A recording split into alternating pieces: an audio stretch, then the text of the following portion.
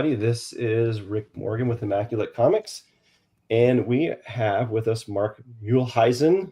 I'm going to say it very German way. That's correct. That's correct. Yeah, Muehleisen. I'll shout it. And we have Shelby from Shelby's Comics. Dr. Paul is going to be added again here in just a moment. Hello. What's up, y'all? And I think this is being shared, simul-shared with the Liberty Hill. I don't know. Yeah, I just threw it up. Or not, but we wanted to welcome everybody. I see that Jim here from Collecting Chaos is here already. He's waiting for this all day. Great. It's good to see you, Jim.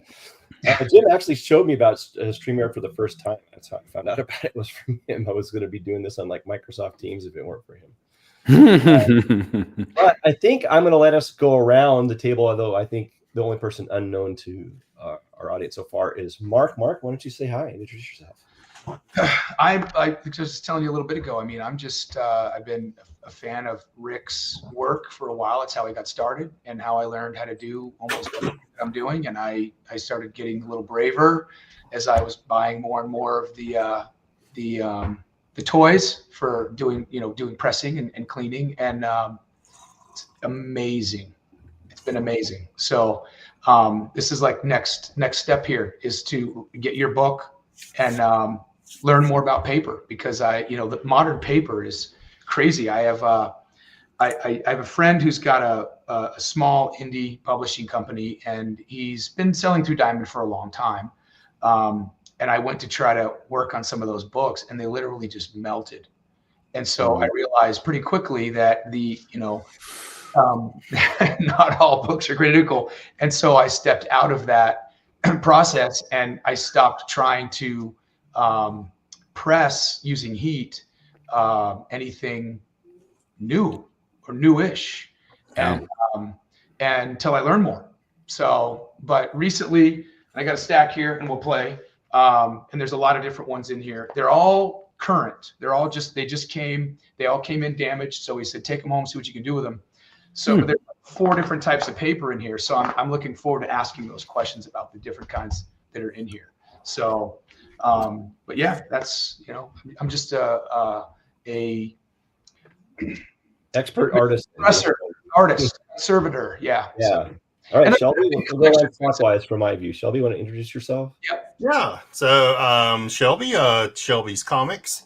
You can find me here on the YouTubes, but I kind of like you a lot of ways, Mark, is I've known Rick for probably about 4 or 5 years now. Mm-hmm. I started out in cleaning and pressing, and it wasn't for like resale or anything.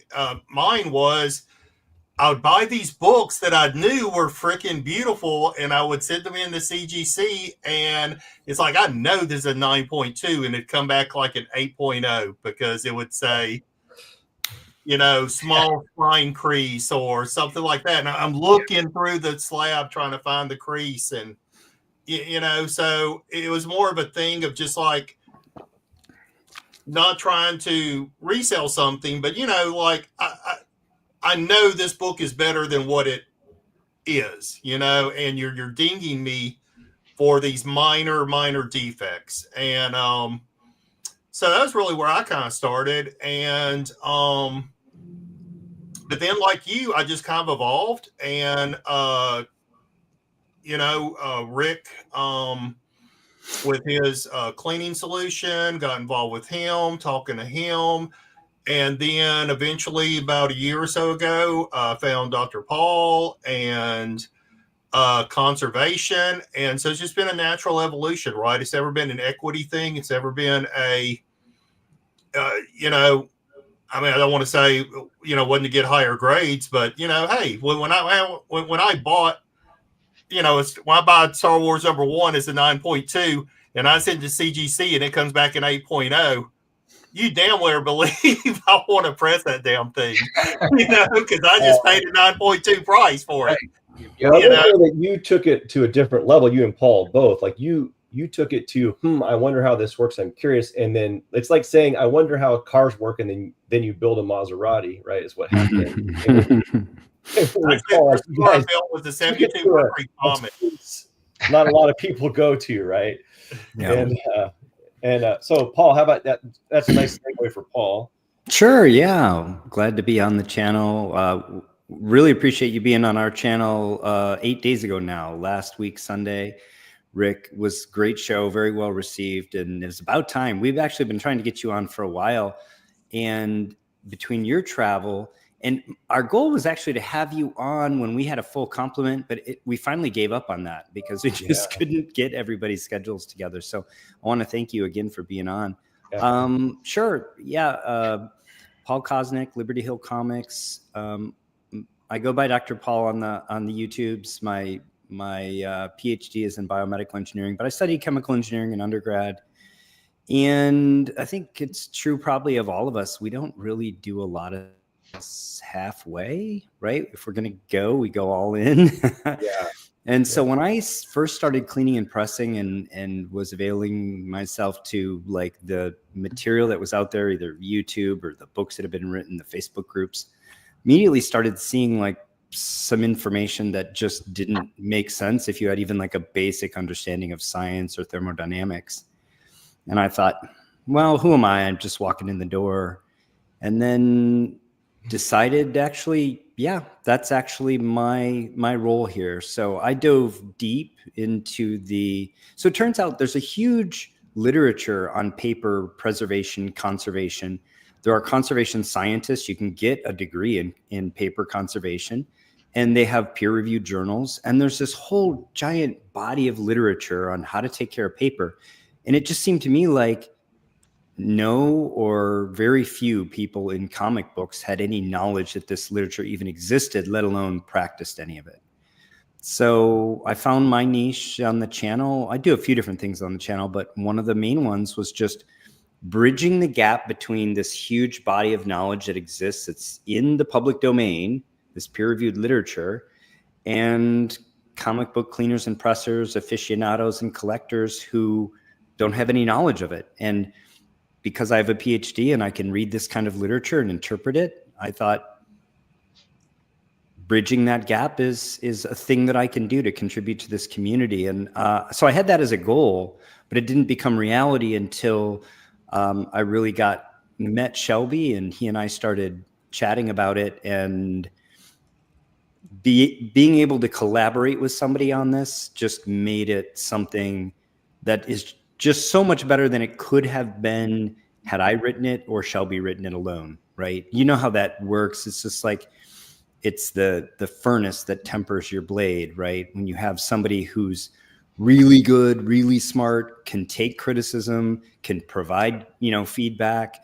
And so Shelby and I just had a great collaboration putting together this book right here. So let's do a shameless plug.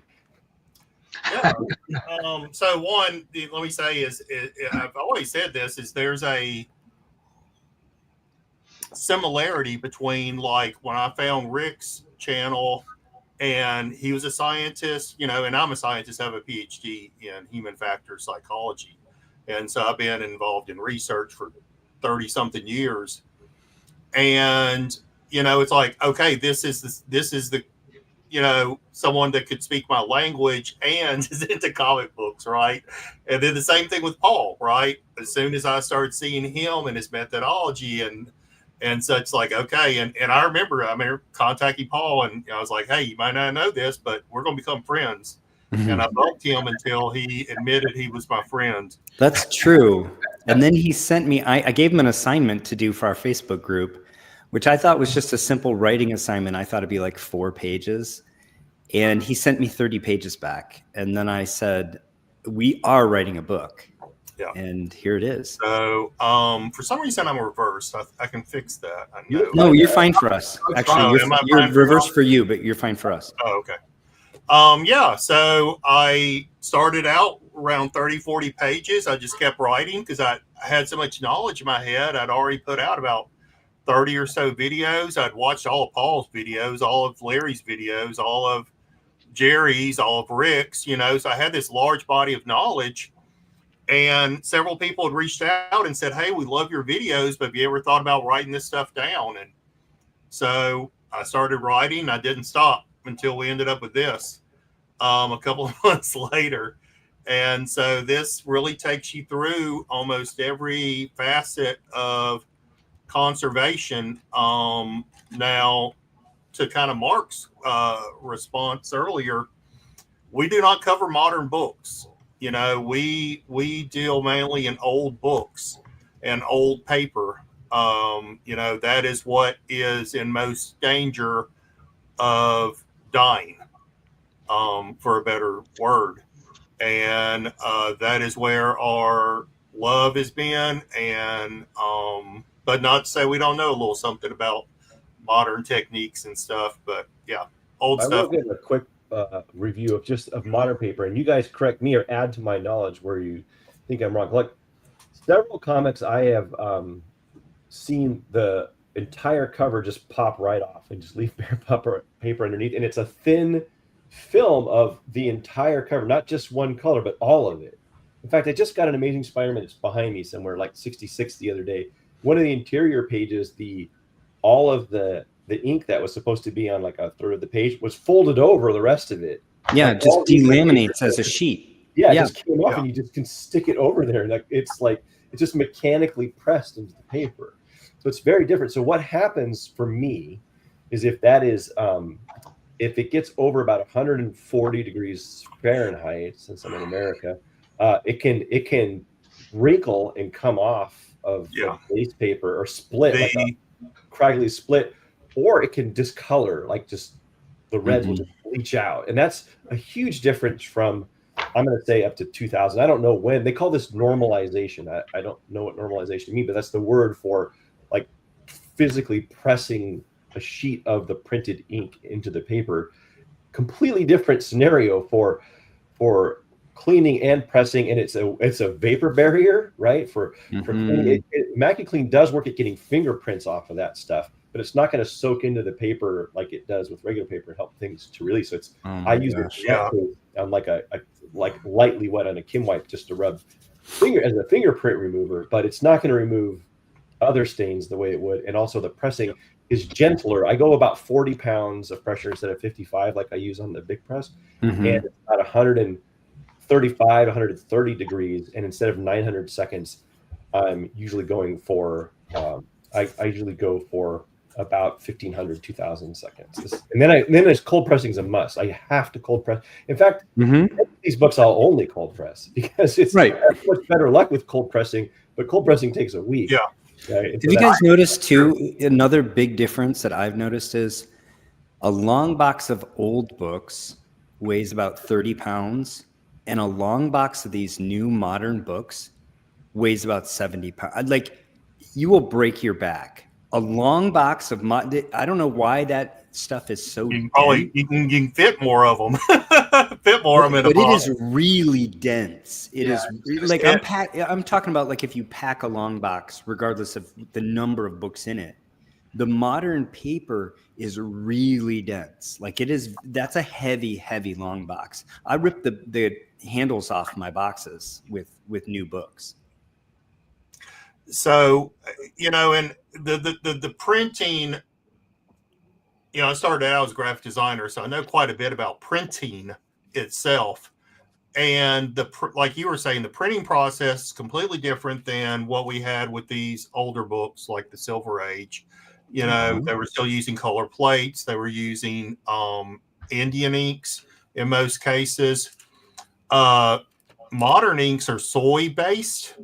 If you didn't know that, most of them are soy based.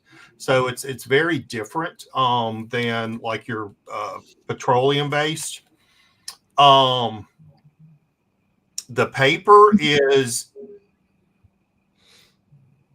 you know, like for us to get glossy on these is you have pulp paper, then it's glossed, right? It's covered with something like a clay coating and gloss and things like that. The paper today is like, it's all one object, so to speak, if that makes sense. Yeah, that's why maybe that's why they call it normalizing, right? It's just one surface. Really. Yeah, and I'm not even positive it's all done as like laser printing, right? Like you can have offset printing, you can have screen printing, you can have like plate printing. I'm not even positive it's something beyond even laser printing that they do today. Rick, Rick is double wristing. Go like this, Rick. Yeah, dude. Come on, man. So Rick, I wore a Speedy just for you. Oh, thanks, brother. This is my only Speedy. I am. But I will give you my short for my health and this for my heart.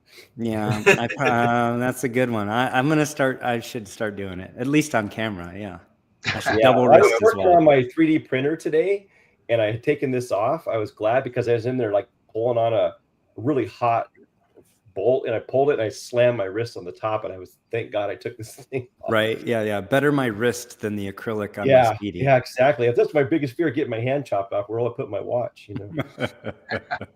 So this book here, this is the Fantastic Four #1. If you look at it, you can actually see like a lot of the places that there's ink like oversprayed. There's little errors. There's little bits of character in the printing that you can see if the blade was dull when it was chopped, different things. And then this is like a modern book, right? And they're all going to be exactly identical. Exactly.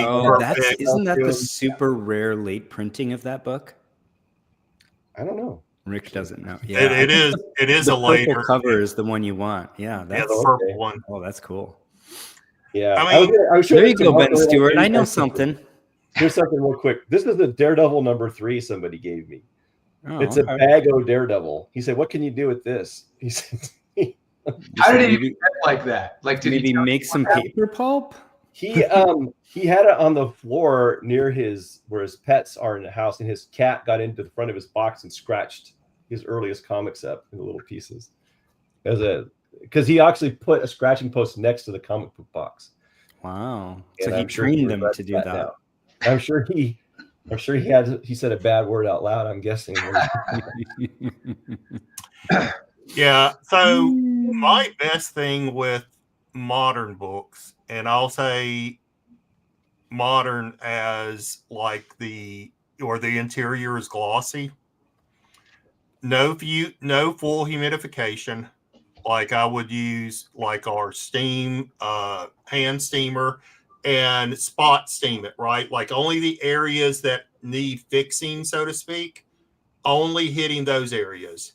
I actually watched the video between you and Mark earlier today, and y'all are talking about even spot humidification using like wet cotton rounds or a Q-tip. Yeah, I do that a lot. That is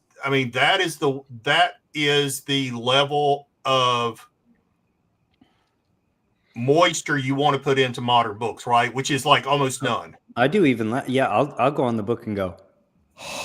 And where I want to do a cotton round. I'm not kidding.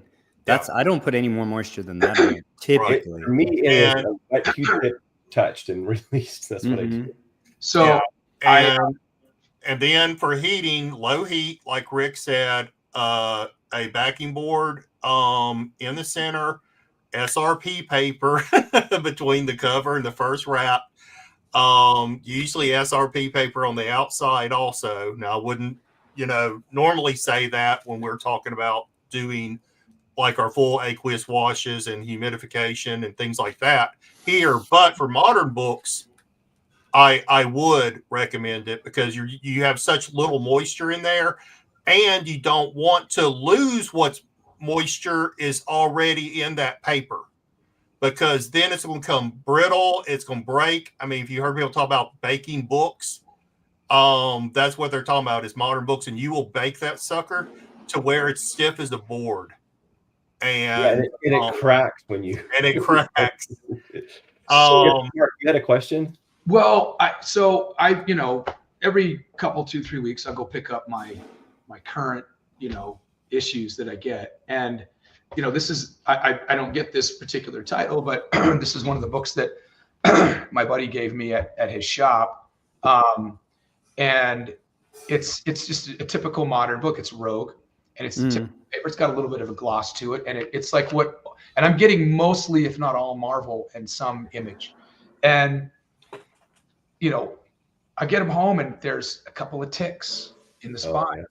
And I'm like, you know, that's the difference. And I'm very like, you know, I'm very particular. So what I found, and this is, you know, watching you, Rick, is depending on the level of it, a drop. I don't even use a drop of water. I use a wet Q-tip and I just let it sit there for just a quick second.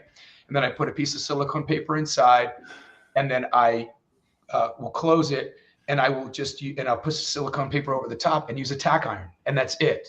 I don't press it. I put it in the cold press for 2 days, comes out beautiful.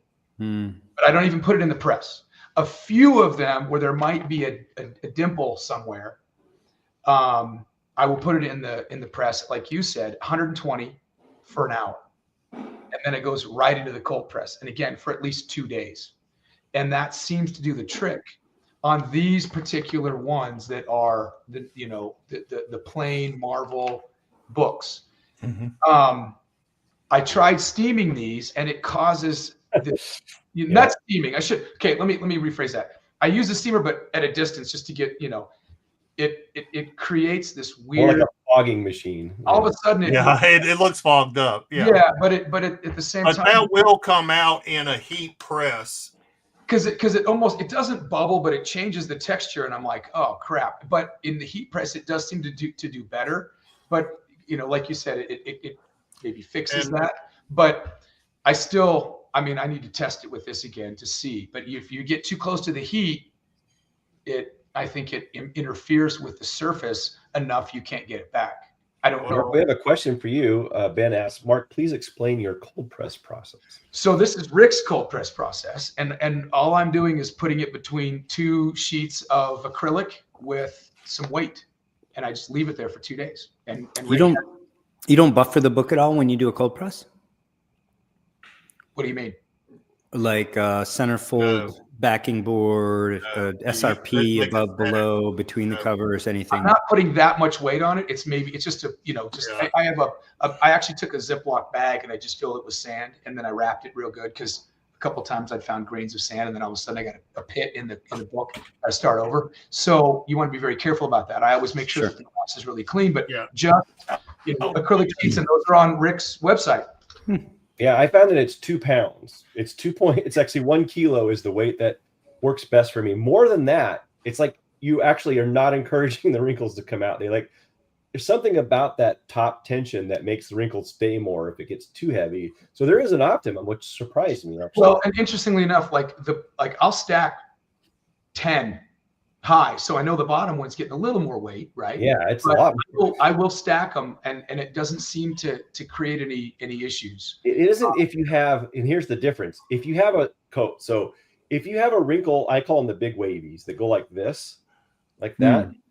Those ones, the spine ticks and other things, as long as you have a board in the middle or something, a normal force pressing up on it, the cold press helps take. I think in 10 years we'll be talking about cold pressing more than hot pressing. I think it's the great. We may be, I think it is. Well, definitely an area for improvement. Big wavies, I call it, where they're like this far apart. Actually, if there's too much weight, won't come out of the paper. And there's some physics going on there that I don't understand, but the little micro ones will come out. The normal force will push up, but there's enough like tension. When you put force down on something, it's down and out always, right? It's not just down. And so it needs a little bit of what we call a normal force pushing up on it to flatten it out. But if there's too much down and out, it doesn't feel the normal force very much, and it won't wave it. So you probably have an experience. Here's one other thing. So here are these are great. I mean, immaculate comet pressing boards. They're in several different thicknesses. What I do is, if I cold press several books, is I'll use a thinner one, book on it. I'll do an example here. Book. Then another thin one, book, and then the thick one on top. Now Rick had done some experiments way back, and the reason why, and you can correct me if I'm wrong, is the weight of the thicker ones actually provide just about the right amount of pressure for long duration pressing. But what I do is I use these little clamps.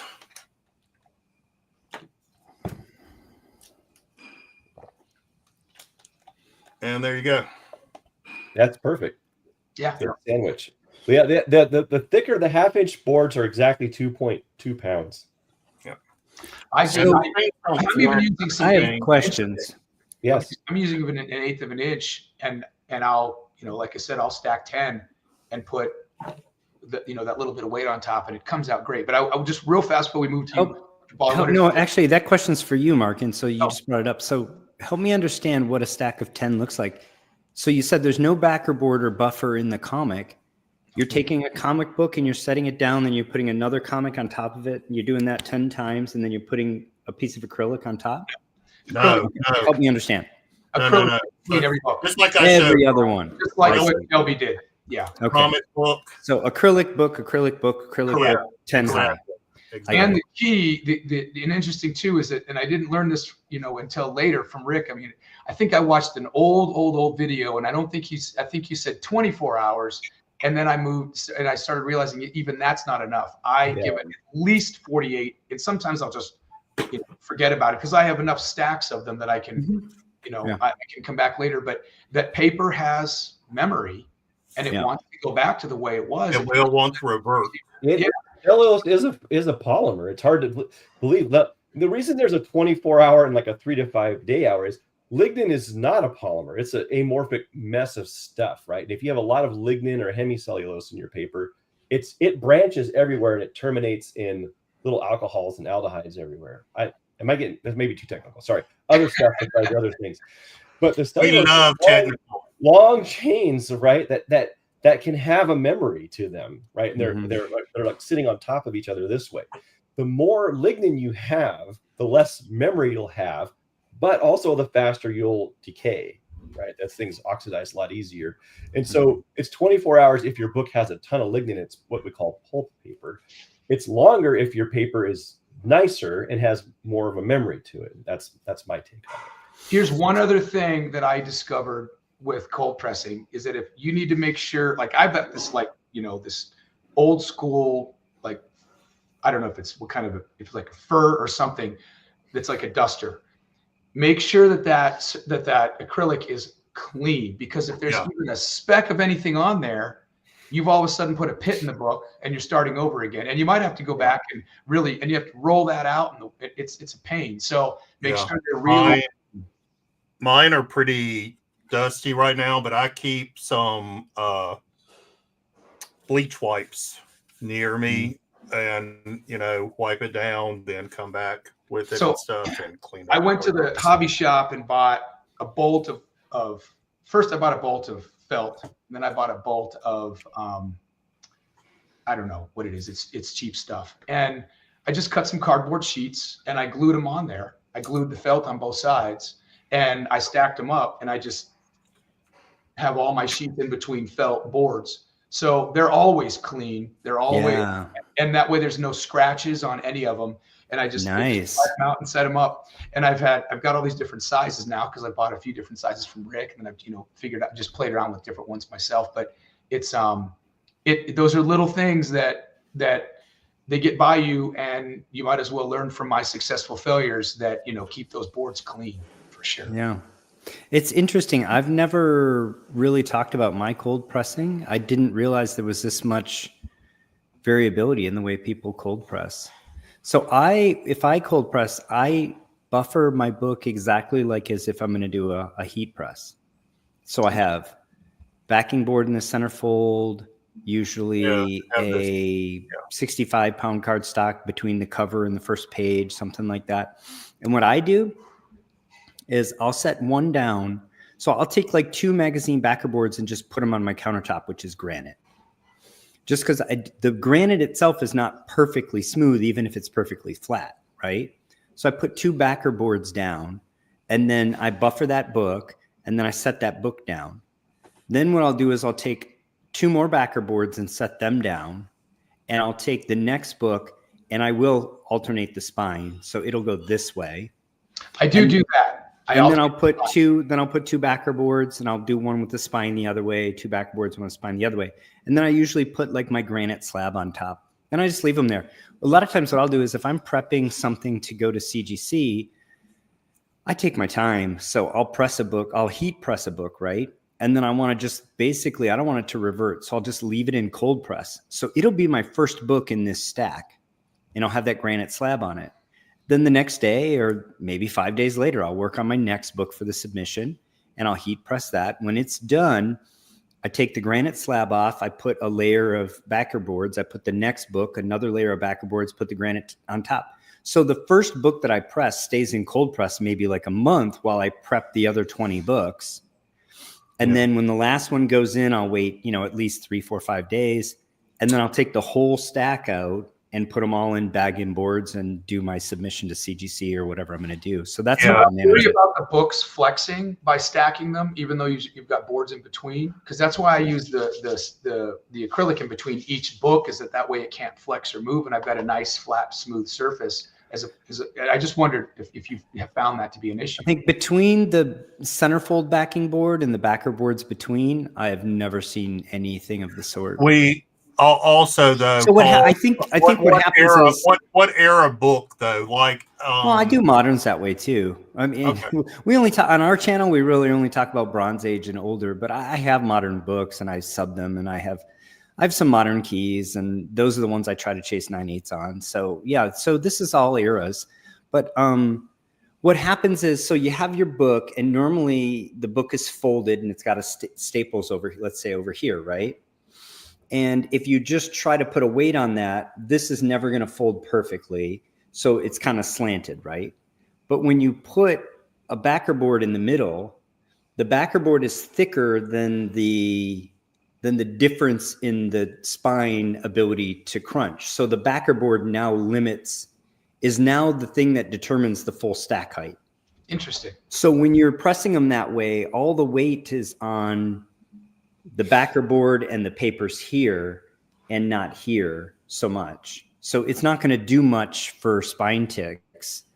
But I took those out usually in the heat press. The cold press for me is mostly about just making sure reversion doesn't occur. Right. Yeah. I want to talk a little bit about plastic for just a second, because it's important to not just, I used encyclopedias when I was a kid, right? Mm-hmm. A lot of things don't. I use phone books. Yeah. So I will say that it seems like cold pressing is like the dumbest possible thing. So why would you talk about it, right? You just put something heavy on something flat and it works. But there's a lot of things to it. Like my chamfer pressing boards are actually thinner on the end near the staple, so it evens the height out. There's all these little things to it, right? It's so interesting. So, but the acrylic that I use is not extruded. It's cast closed cell acrylic with no plasticizers in it. You may recall, if you watch a lot of channels like Sticky Goose and other people complaining about these Comet capsules that have this outgassing of plasticizers. I don't know if anybody here heard of that. Yeah. Yeah. Sure. So it's a Comet case. I have some around here somewhere. It's actually why we have the new car smell. Yeah, exactly. They're right here. They look like this. They sent me a bunch of them, but I didn't use them. And so what this looks like is you have a holder and you put a comic book in here. And there's either a dark or a clear background that's polypropylene, right?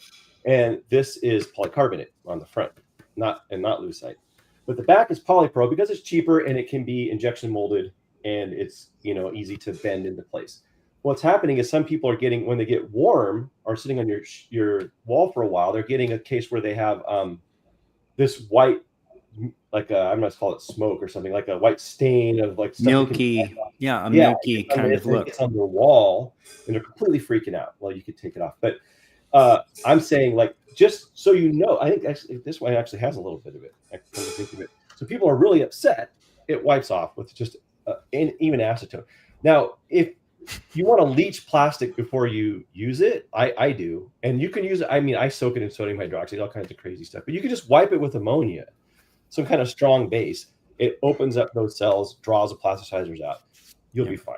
It's not a big deal. But somebody did ask me to mention something about it while I was on here, because it's been sort of a big, like a quote, another one of these manufacturer scandals, like the CGC one last year, which I also played a big role in that one. But I didn't make a lot of friends. But it's interesting. You can just wipe those with ammonia before you use them, and they'll be fine, honestly. So anyway, there's that. Plastic is not inert unless it's Mylar D or Melanex.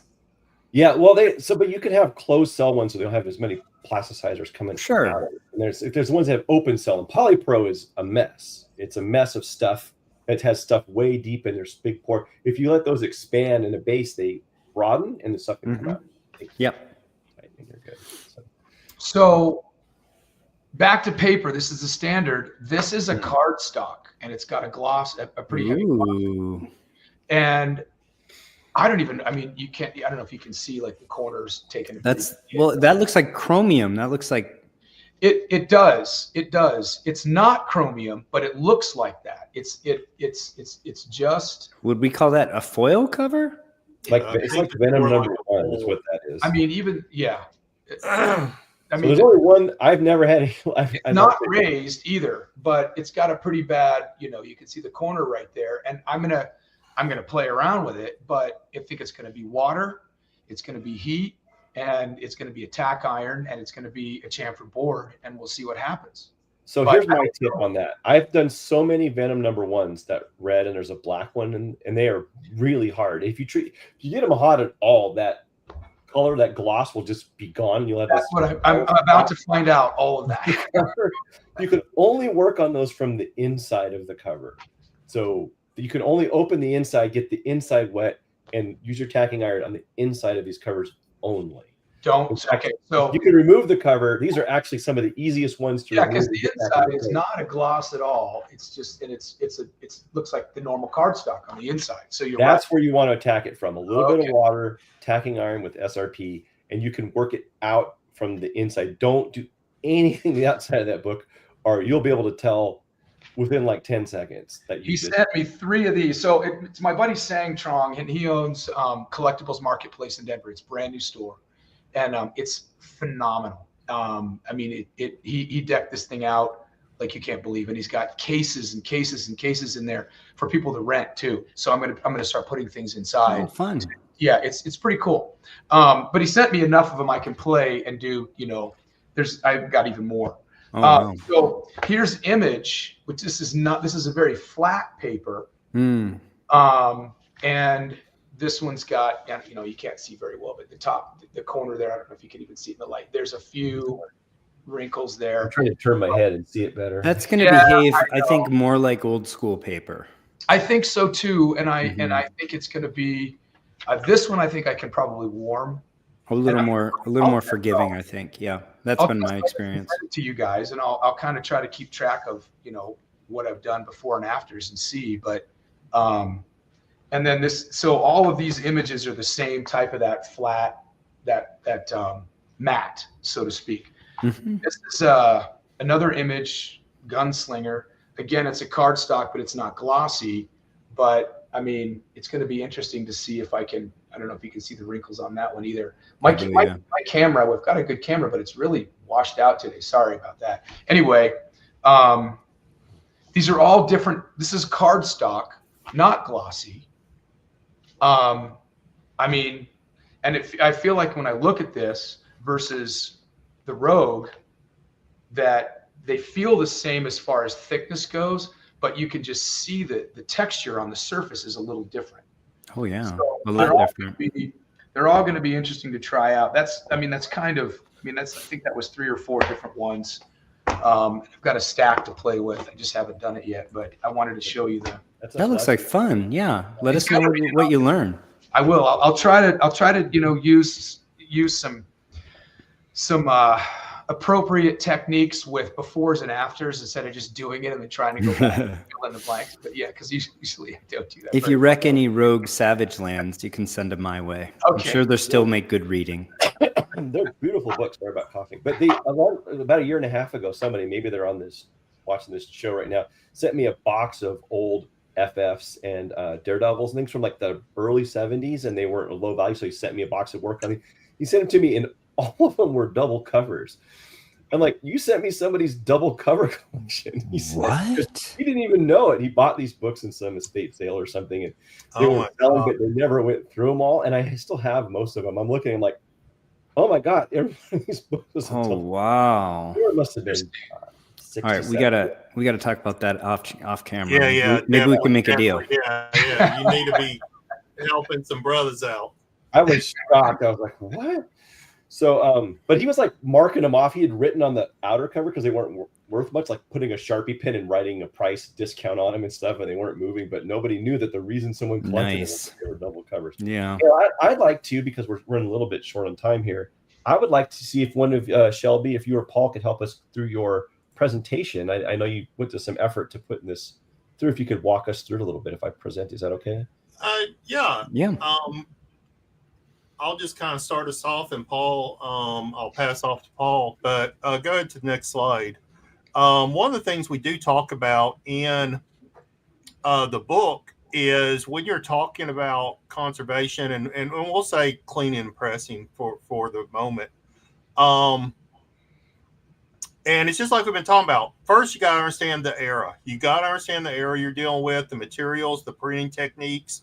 You know, a golden age book is going to be a lot different than a modern age book, like Mark's been showing. Understanding the paper's composition. We've been talking about that all evening too, right? You know, is this cardstock? Is this a full cover? Is this high lignin?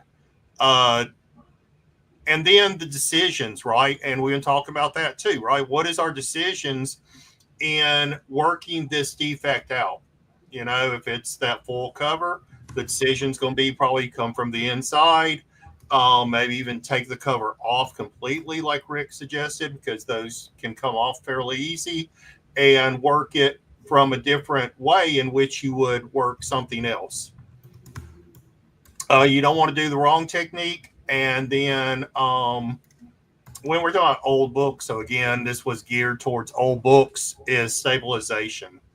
I kind of give a little bit of breakdown of what like Golden Age looks like, and the era, you know, thicker, rougher, Bronze Age, and such. So it may not, none of this may be actually, you know, geared towards what we've been talking about tonight, but it's good information, and the same techniques or processes is still used, whether we're talking about old or new, right? It's the same techniques and same process.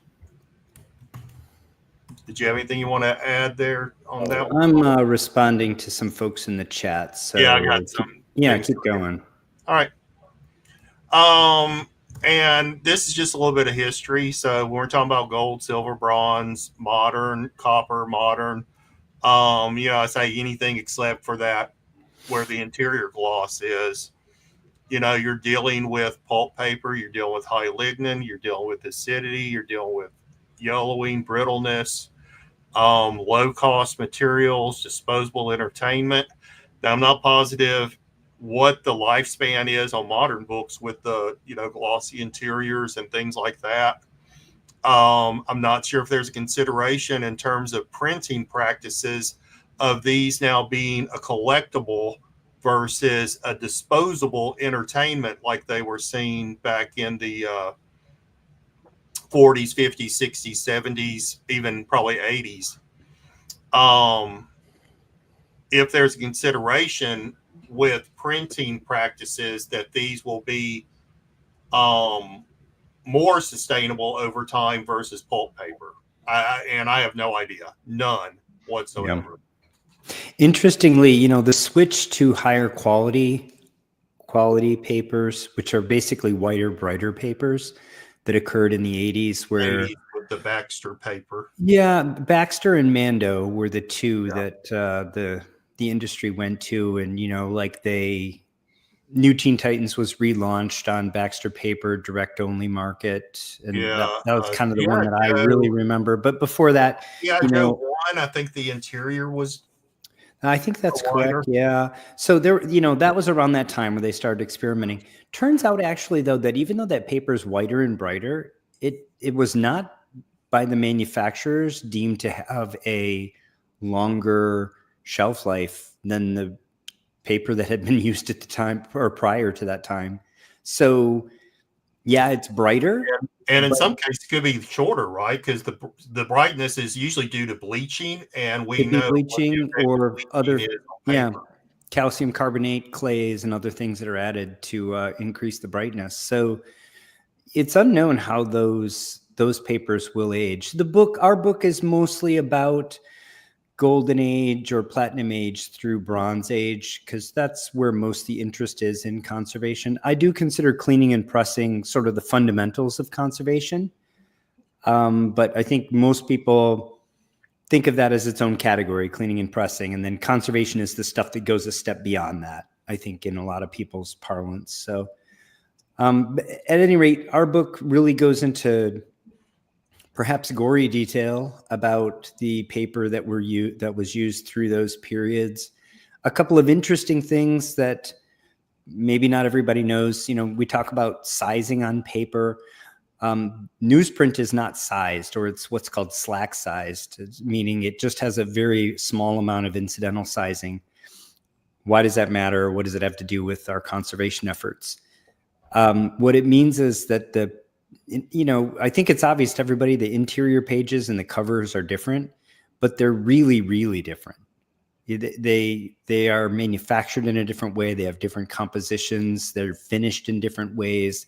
And so when we treat interior pages versus covers, it's actually requires very different techniques, because they're chemically quite a bit different. They have different additives. That one of the biggest ones is in the Silver Age, they started adding a lot of clay as a filler to brighten the covers. And so covers of DC and Marvel both in the 60s started being brighter and much denser.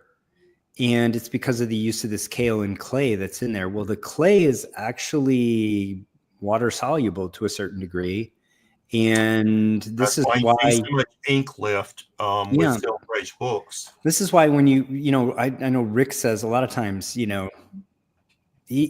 can treat with AmmacuClean 100 Silver Age comic books and expect to get the same result over and over and over again, and then just have one that behaves completely differently, and not sure why, but it can be just completely wrecked, right?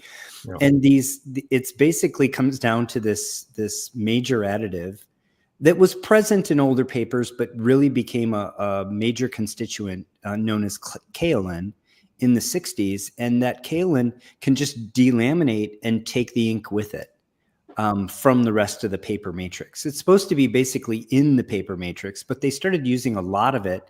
And sometimes it's basically on the paper, and that's when it lifts. So those are differences in the paper manufacturing. Can also be differences in what that paper's experienced, since the day it was printed up till now. So one of the things we found is things that have previous water damage don't tolerate new water very well at all, right? Yeah. Whereas things that have never had water damage or not been in high humidities can tolerate new water quite well. So just a lot of things to think about. We touched on, again, what we did was we drew from the scientific peer-reviewed literature on paper conservation, and we pulled out what was pertinent from that to comic book conservators, and we summarized it in the book with some, hands-on examples and some what we thought were good uses of the knowledge from ourselves and actually a lot of other people in the community. One of the things we decided to do, we could have used all examples from our own channels or our own labs or conservator studios, but we didn't want to. Like, we have a couple of examples each for fun, but most of the examples in the book actually come from the community, from you guys, from other cleaners and pressers and conservators. We have projects from Rick, and we have projects from Larry and lots of folks, Jerry the Jitterbug, other folks that you may or may not know. You're very generous with the credit or blame, however you want to. No, the credit goes to the men and women in the arena, and we wanted them credited in the book. Yeah, you did it. You guys did a great job, and I want to say too, just for everybody watching, you guys, I've talked to you guys like offline, and you are just exactly who you are. You're decent, wholesome, good, honest, straightforward people as humans, and it comes across in your writing. And I know some people online who are very different in their than they are as their their online personas. And you'd be shocked to like know where this human came from that you see on the screen. You guys are exactly how you present. I would say. Yeah, appreciate it. We're very humble. So this just kind of goes through just a breakdown of the 3 ages we focused on in the book, which was gold and silver and bronze. High lignin content, mechanical. Oh, and maybe not a lot of people do this, but covers and interiors were usually printed at 2 different factories and then put together. That's why you have things like the marble chipping, because the cover actually is longer or wider than the interior pages, right? And that's because it was made at 2 different places, and then all stapled together at usually at the place where the interiors were created. So you'll see a lot of variability in that, unlike new books like Rick showed at the beginning of the. And they were sometimes trimmed with sharp blades, and sometimes trimmed with dull blades, and sometimes at a straight angle. Yeah. You see things all torn apart. Yeah, you could tell like they haven't sharpened that blade in a while. Yeah. And you find all weird stuff in Golden Age books, man. Like someone was probably eating their peanut butter and jelly sandwich and it fell in, and who knows what's in that pulp as it's going through. Okay. Yeah. Definitely not the sanitary conditions that we think of factories nowadays. Quality control was not the same. And that's what I was trying to think. It's getting more like as the eras go on, the paper gets more uniform, but it also gets cheaper generally until that switch in the 80s when they start going to higher quality. One other thing that we found out during the research for the book, I didn't realize this. I was somewhat surprised. Maybe we can even just do a little poll here. Do people think cover stock, and I'll just broadly say for gold, silver, and Bronze Age books, do you think that the cover stock is thicker than the interior pages? Or do you think the interior pages are thicker than the cover stock? Sounds like a trap. Yeah. Go ahead, Rick. Yeah. I have a micrometer, and I have measured, and I have been shocked sometimes at so I've seen cases where the interior pages are much, much thinner than the cover. And I've seen some cases where they were actually exactly the same thickness as the cover. And I was shocked by that. In fact, it was a Richie Rich book that I found that the cover was super thick compared to another one. And I had one called, it was a Western book that I had where the cover was actually Rawhide Kid, I think it was called. The cover was actually thinner than the interior pages, but it felt a lot stiffer. And I was super confused enough to want to throw my micrometer out. I don't know if anybody else wants to play, but the covers that we measured from the gold, silver, and Bronze Age were universally thinner than the interior stock. And of course, they feel tougher, right? And they are tougher. They're much, much denser. Yeah. So there's more material there. Density is not positively related to positively correlated with thickness. So there's more material. It could be inversely correlated because you're pressing, everything's pressed tighter.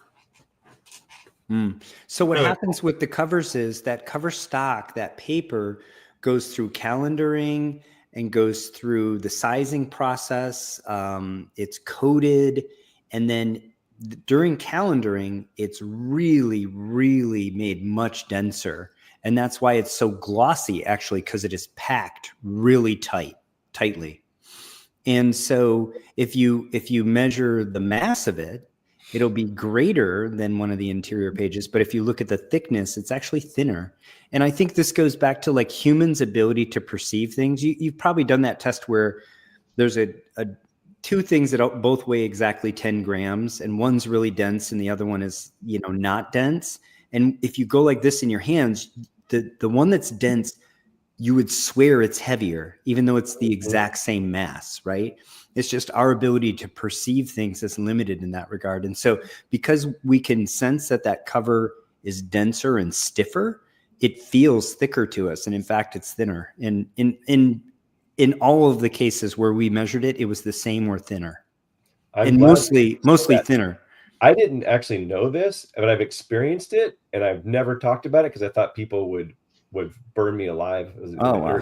effigy because it was Come at me, man. Come at me. It was pure heresy. I was like, this can't be true. So I just sort of scratched my head and just didn't think about it. It's true. I couldn't find, well, you know, Shelby, we did a little section in the book where we talked about this, and we actually went out, we couldn't find data anywhere. So we just collected our own. Yeah. And I had my micrometers out, and I was measuring page after page of golden age from different publishers, different eras. Like I said, I could not find the thickest covers I could find were the same thickness as an interior page. All of the rest were thinner. Yeah. And even that was like 1 out of 10. Yeah. But so anyway, just a little interesting like aside, or I think it's interesting. Start creating our own database of that, since there is not very much out there. So someone just sold something on eBay. Yeah. Sorry about that. Cha-ching. So the next slide, where are we at? So why does paper deteriorate? You know, we've kind of talked about that, but what's really interesting, and I didn't really know this, this is something I learned writing the book, is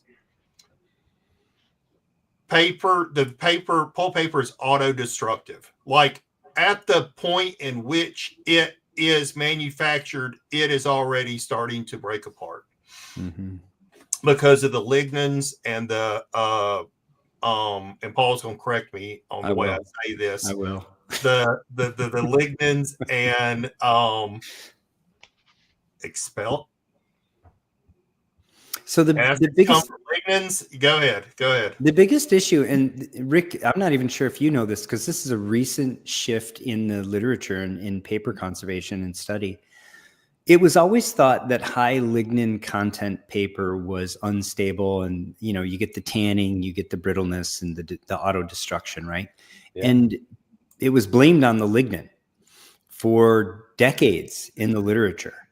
That's my and yeah, turns out more recently, the people that are studying this have shown that it's not lignin itself. Right. If you have a buffered page, so if you have a pH of 8.5, lignin is actually quite stable. It's lignin in high acid situations. Oh. So most of these newsprint pulps, they're just mechanical ground. They literally take a tree and they grind it up in the presence of acid at high pressure and temperature.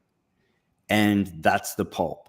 And they do nothing to deacidify it or neutralize the acids used during the manufacture. So the paper goes to press very acidic. It's lignin plus the acidic environment. If you neutralize the paper that contains lignin, it's actually quite stable. Lignin itself is not a dirty word. It's just in the presence of this acidic environment, which is how it's always been made. It does break down, and it breaks down leading to byproducts that then spiral the breakdown because they accelerate the breakdown from there, right? And oxidative breakdown is always happening. That happens on cellulose, hemicellulose, and lignin. But the hydrolysis that happens to the cellulose, again, lignin was always blamed for accelerating the hydrolysis of the cellulose. Turns out it's not lignin per se, it's lignin in an acidic environment. I see. Yeah. Lignin's an easier target. I understand now because it branches so much. There's so many secondary and tertiary carbons that those are electron withdrawing groups. And so they attract the proton from the acid more so they can. Exactly. And then it starts a cycle, right? It starts a cycle of destructiveness. So really quick. So I'm trying to make sure lignin doesn't, get a bad rap for everything and blame it on the acidic environment. Yeah, you're talking about two different things. Superman 1 was pulp paper, and Egyptian papyrus was more than likely cotton. Well, or hemp. Papyrus itself is not actually even paper. So paper, the definition of paper is you reduce the fibrous material in a slurry called a furnish, and then you actually form the paper, and there's hydrogen bonding and certain things that happen. Papyrus is actually just literally reeds that were pounded in the presence of water, and they're layered and they're layered 90 degrees to one another like this, and then just pounded. It's not technically paper, and it does have some lignin in it, but the reason papyrus lasts so long is because it was in these incredibly dry environments. So without water, no hydrolysis can happen. The main breakdown of cellulose is through hydrolytic decomposition.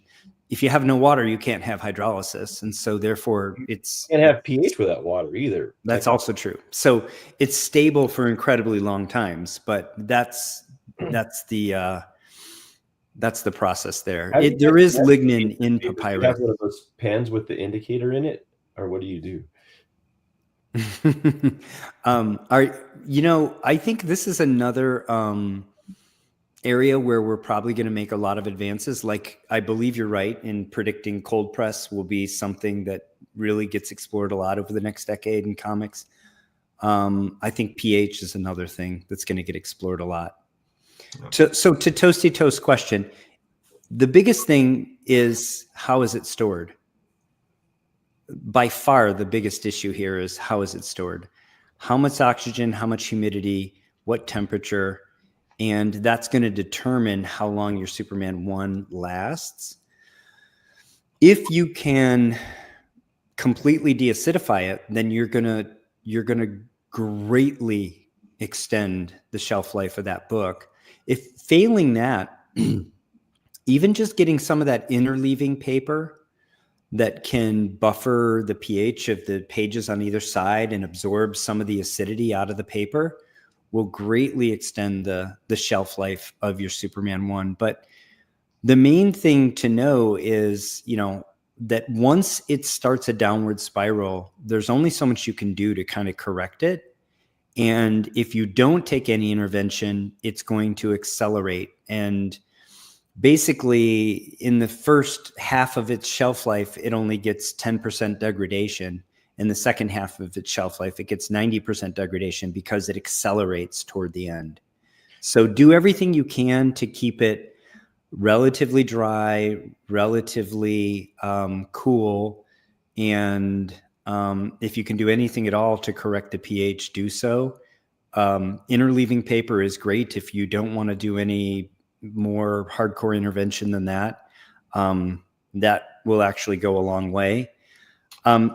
And here's one more comment. I find this fascinating, just to comment on this question of why papyrus lasts so long, why Superman 1's, crumbling to dust. If you look at the history of paper in the Eastern and then the Western tradition, and, you've got about 1,000 years of history there. And the wood pulp, grinding up trees to make paper, was only invented post the Civil War. So it's like, comes on around really, and it gets ramped up in the 1880s. If you look at books made around 1900 and you compare them to books that were printed at 1600, the books that were printed in 1600 are in better shape today. I've actually noticed this when you stay like in an old castle or something. Absolutely. They'll have books in the room, and they're like books older than my whole country, and they look pretty good. You can read them, but a book like a Charles Dickens from the late 19th century is falling apart. And Garbage. I've actually wondered the same thing. It's brown, it's chipping. Yeah. The reason why is because this wood pulp that was used, it was much cheaper. So what was great about it? It made paper cheap. It meant books were cheap. It democratized book owning and book readership, because that used to be something only rich people could have. So that's great. However, those books were made out of paper that has a shelf life of 50, 100 years max. So that's why you see these books from 1880 to 1920, 30, that era are just completely disintegrating right now, even despite the fact that books from 1600, 1500, even 1400s are holding up better. And it's because of how they were manufactured. And it's not just that they were grinding up the trees. Again, what they figured out was the only way to grind up a tree successfully and turn it into paper was to do it in sulfuric acid at high temperature and pressure.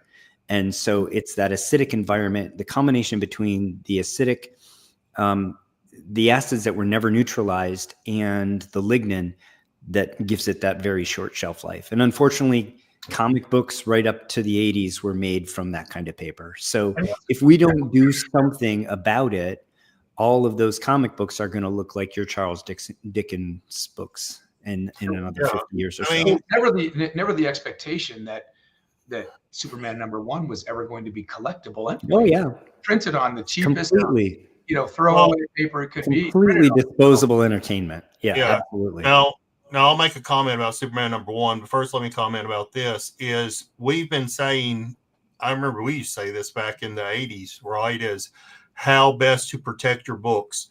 Put it into a cool, dark area. Don't hang them on the wall, cool, dark area, right? And that means low humidity, no light, no pollutions, in a box, sealed up, in a closet, and that is the best way to protect your books.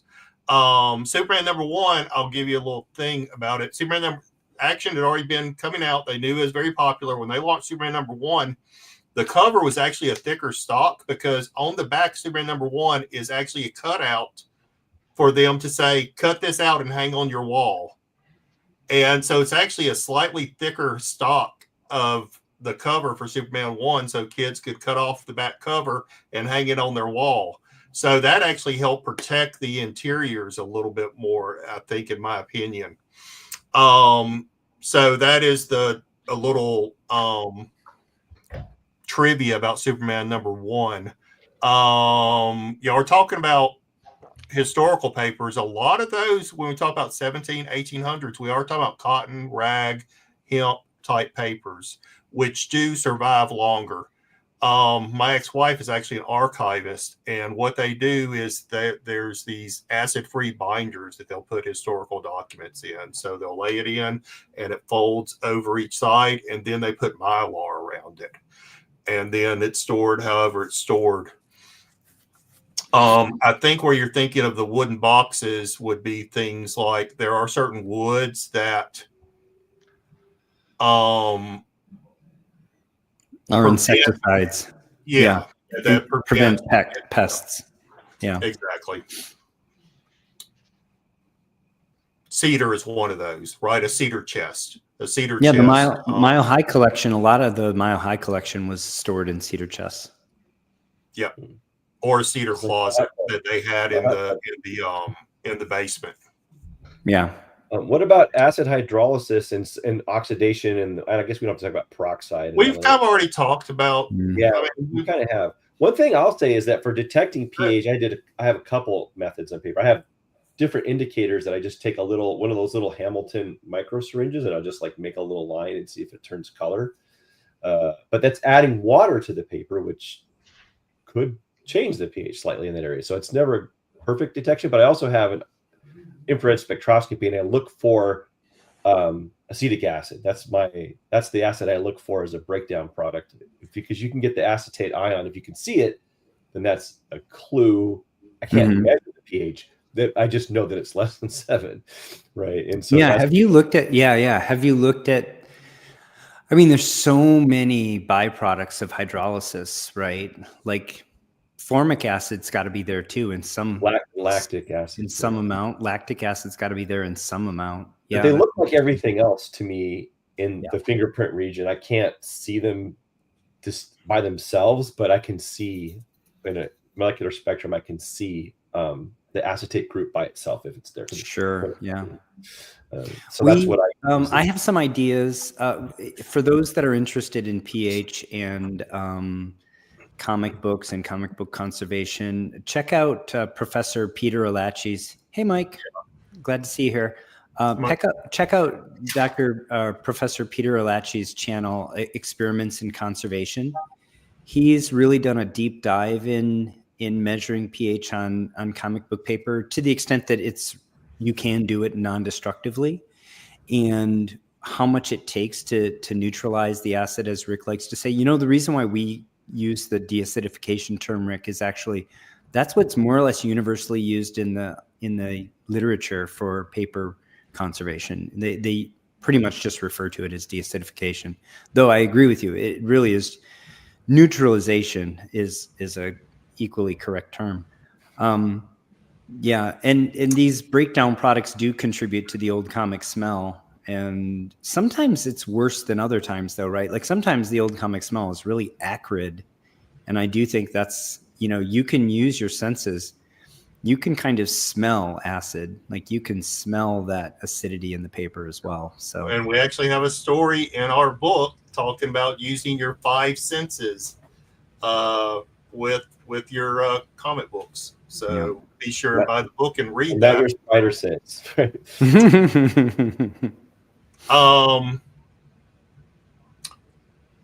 So Ben asked, can you use a gas to change paper pH? And I think what you mean instead of gas is maybe a mist. Evaporation, yeah.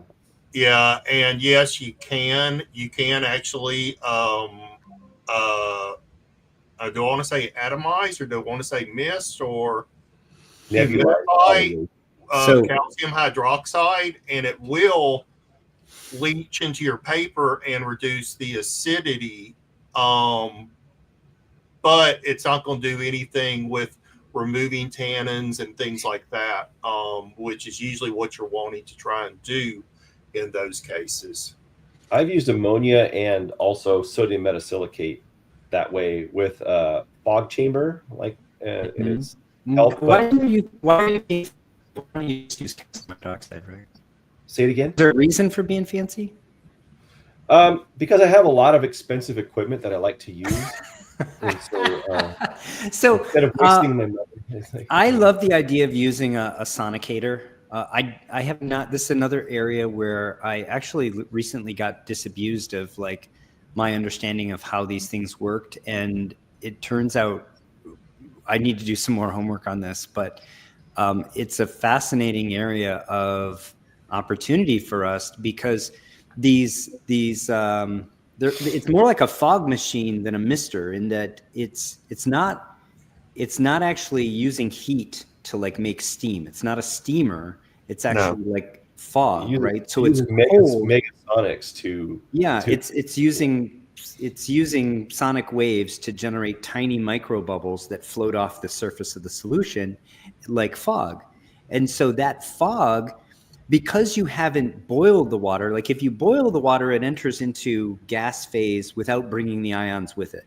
So you now have basically distilled water, right? We've already talked about this, not good for comic books. If you sonicate microbubbles off the surface, they carry the ions with them. So now if that fog lands on your paper, it actually brings the deacidifying ions with it, the neutralizing ions, I should say, and then it can actually leave that alkaline reserve in the paper. Now, one thing it doesn't do for you that a full aqueous bath does, the full aqueous bath removes all the soluble byproducts of the oxidation and hydrolysis. So the formic acid that's sitting there actually gets washed away, or the acetate, et cetera, gets washed away, and then you leave your alkaline buffer.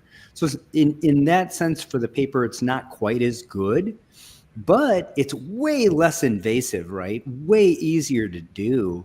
And I think there's a lot of work that should be done in this area to explore it. I think it shows a lot of potential. And I want to say shout out to Daniel Shaw. How you doing, my man? Huge X-Men fan.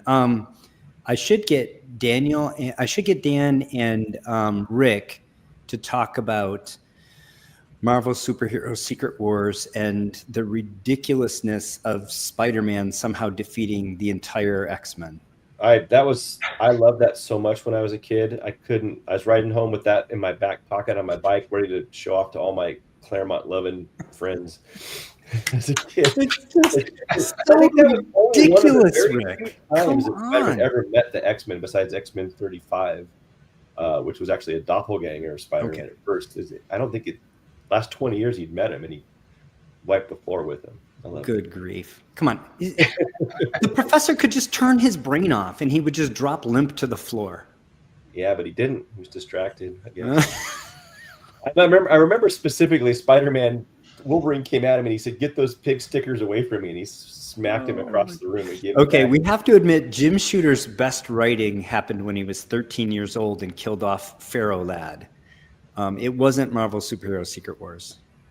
Yes, it was. Sorry. Well, somebody did ask. It's a question I wanted to, because I get this a lot, and I have my own answer, but I wanted to let you guys have your answer here.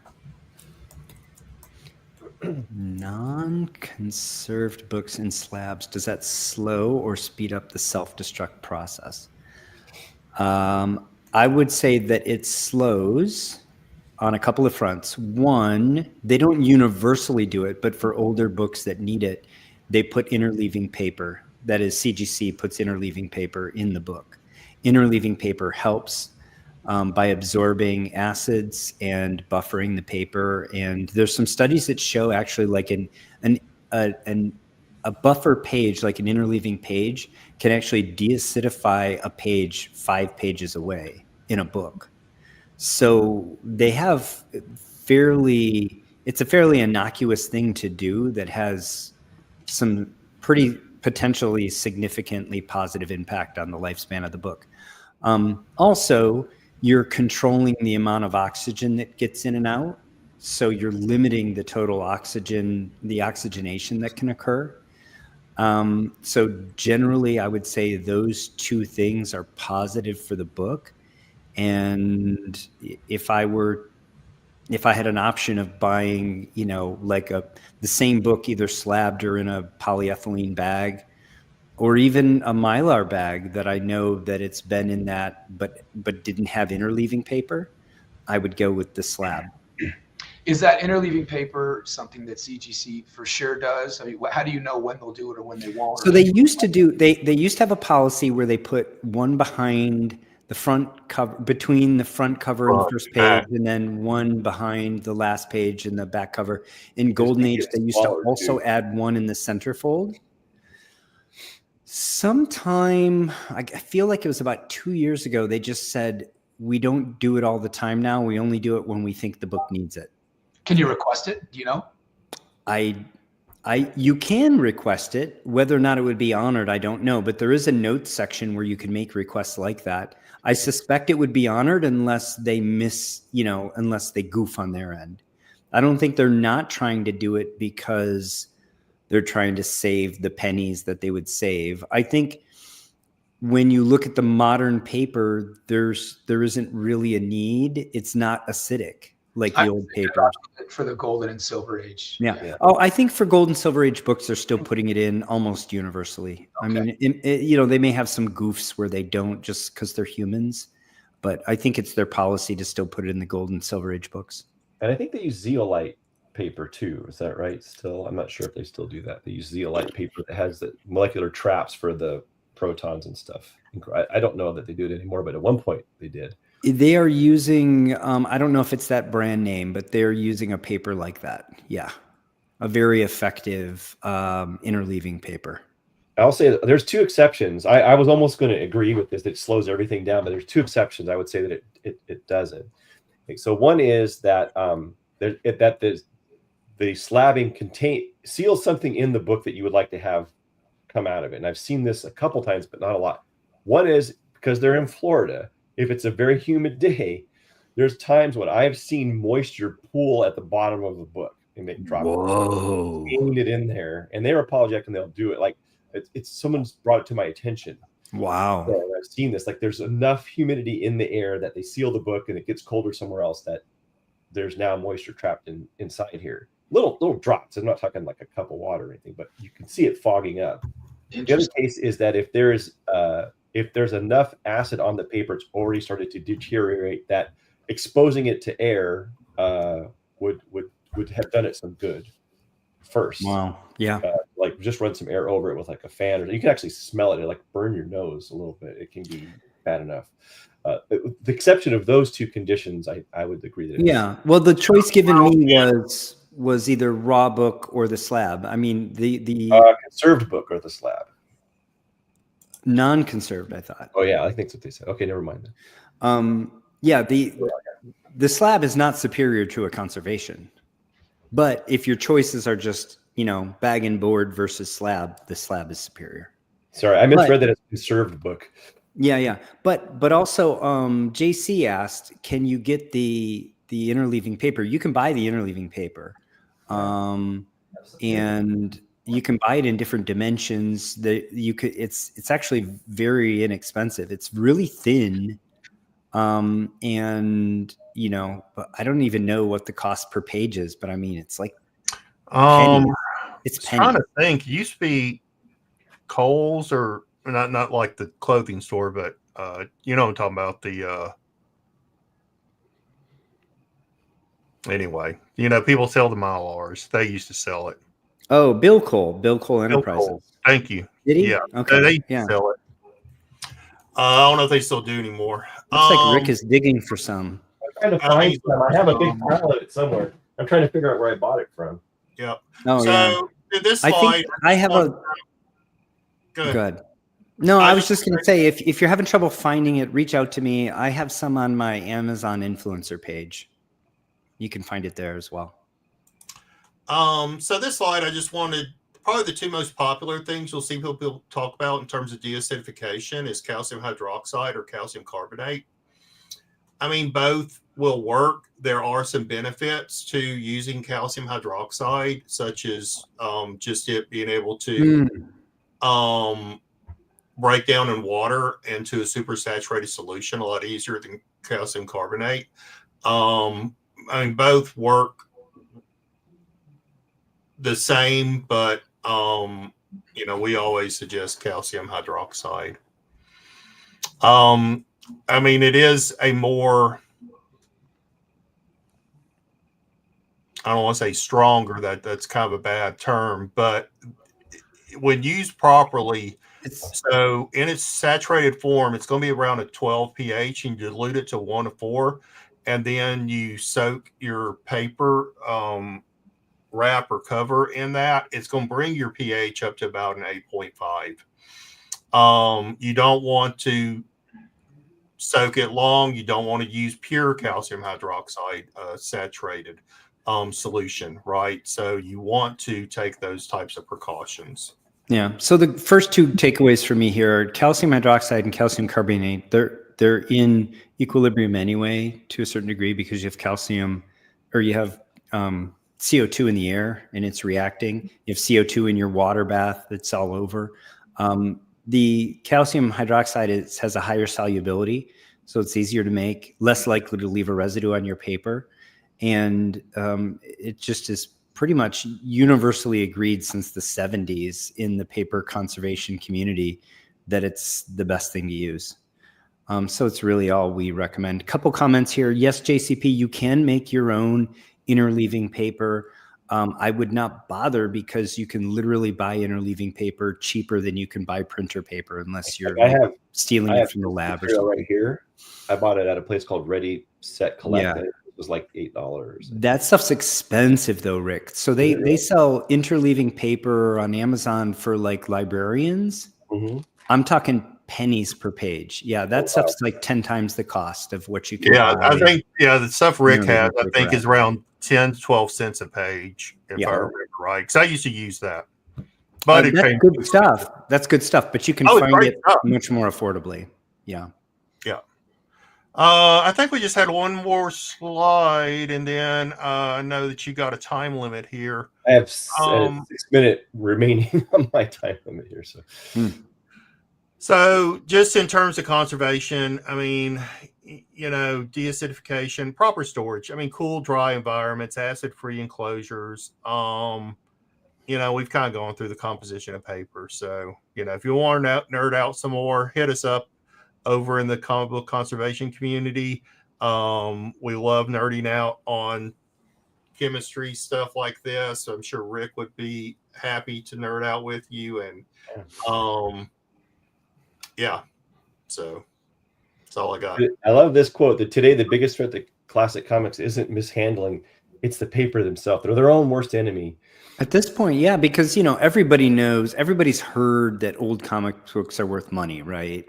Like they're not being thrown away accidentally anymore. I mean, I don't know what kind of a rock you would have to have lived under for the last 40 years to not know that if you find old comics, they're worth something, right? So they're really not under a lot of threat anymore of people not knowing and insulating walls with them and that kind of stuff. They really are. That this auto destruct feature is actually the biggest threat they face right now. And that's why we're such big proselytizers for conservation. It goes the other direction, that people come up to you with comics they think are worth a ton and they're not worth anything. Oh yeah. So look how old they are. There wouldn't be eBay if that weren't the case. That's true. Yeah. So Mark, have you got what you wanted out of this discussion? Oh yeah, absolutely. It was a pleasure meeting both of you, and I can't wait for your book. Awesome.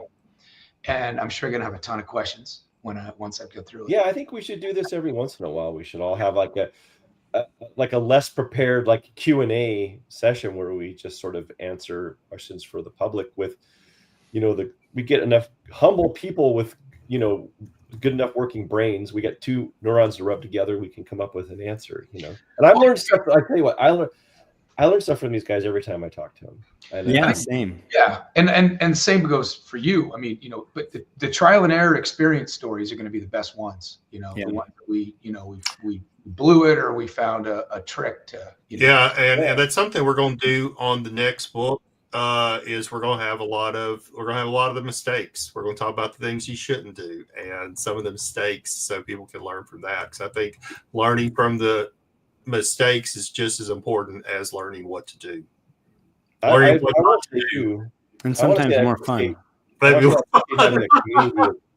community of these people, and everybody else, and you, Mark, and people who have a positive view on this and a willingness to work together. And that I appreciate that we're not gatekeeping the information, and that we're sharing and cooperating and reading papers and doing it in a science-based way, which is very different than it was when I first started here. When I first started doing this channel by myself, I had to shut comments off a lot. There's a lot of angry people that say, you don't do it like that, you're an idiot, or you're cheating people. And it's like, this is such a better environment than when I started doing this. It was rough at first. I won't lie. It was people that were negative to each other. People were angry if you share the information. People were angry if you held it back. People who thought that you were tricking other people or had different viewpoints, and it was aggressive. And now I just want to say, from that long-term exposure to it, that my heart is warm right now. It really is. We really have we spend a lot of time incubating an environment where people can express themselves, share what they're working on, not be judged, and where we're not gatekeeping. And we just decided early on that was how we wanted to operate, and we haven't tolerated any deviation from that. I mean, there's still drama happening. We know we have this comic book conservation community on Facebook. It's our little playground. There's several cleaning and pressing Facebook groups. The amount of, and I'm members of all of them, right?